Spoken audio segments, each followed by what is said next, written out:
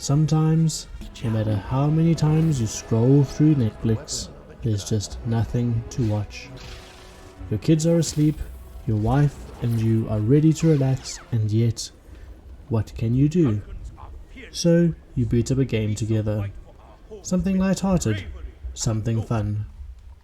In Star Wars month, what better game to play together than LEGO Star Wars: The Skywalker Saga?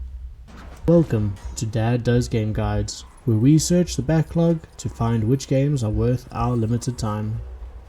Developed by Traveller's Tales and published by Warner Bros. Games, LEGO Star Wars released in 2022 and has positive reviews across all platforms. Join me as we boot up the game and play through every single trilogy we can in 15 hours.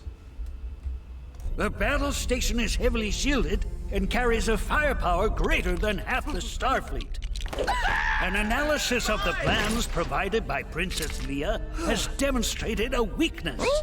The story follows the various Star Wars trilogies, but none of the side stories like Rogue One or Solo: Star Wars Story.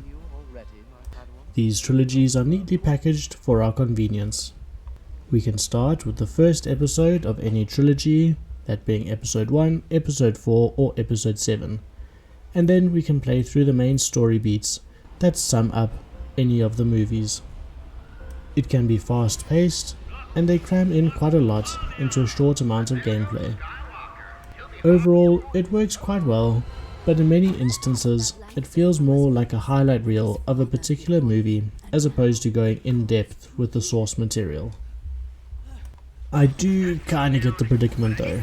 There's a lot of movies and it's a lot of content to cover, so they rather cover what they can and do it well.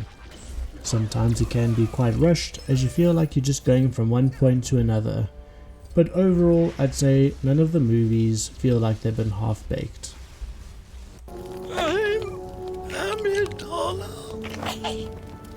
I shouldn't have come back. This vote is very important. Now come.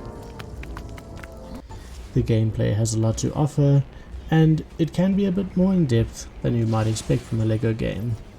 That being said, it is simple and you never feel like you're in over your head.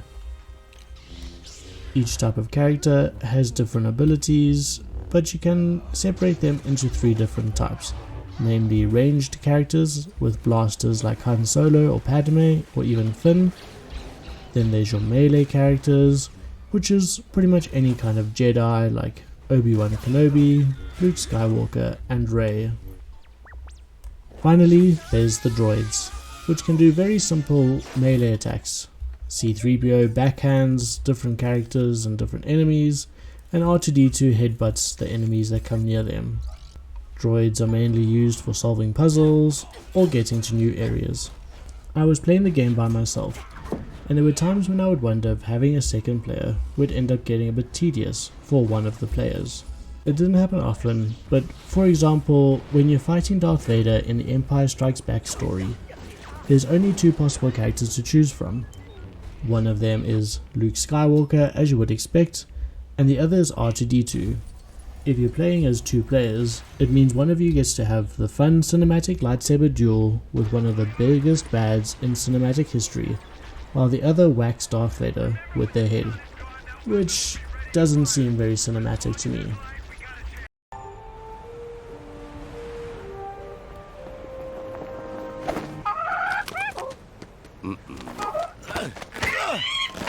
LEGO Star Wars plays very easily, and it's easy to pick up on the storylines even if you aren't fully invested in the movies.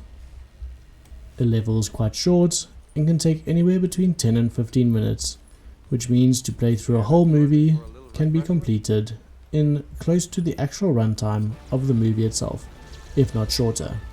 The game also runs really well on any type of equipment.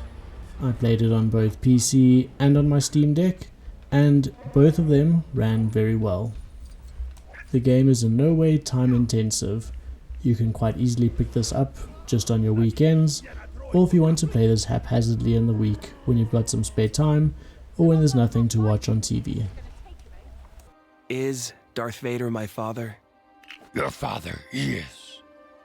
There is Another Skywalker. For parents, LEGO Star Wars offers a unique opportunity to play with your spouse in the evenings, and you can really bond together over some ridiculous gameplay and some humorous moments. You can play the game on low volume while you recount your day, or you can turn the volume up and really enjoy some of those moments together. It plays relatively well as a single player game, but for the most part it's definitely a game that's designed to have someone with you, especially together in the same room.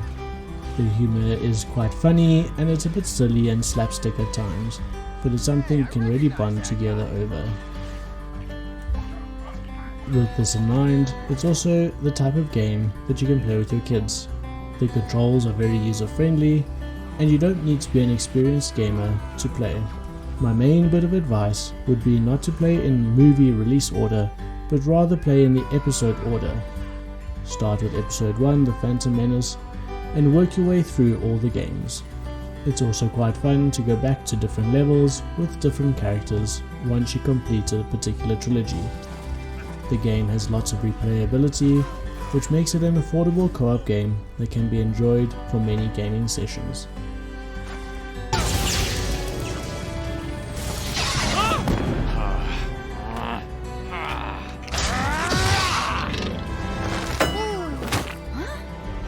Thanks for watching this video on LEGO Star Wars The Skywalker Saga.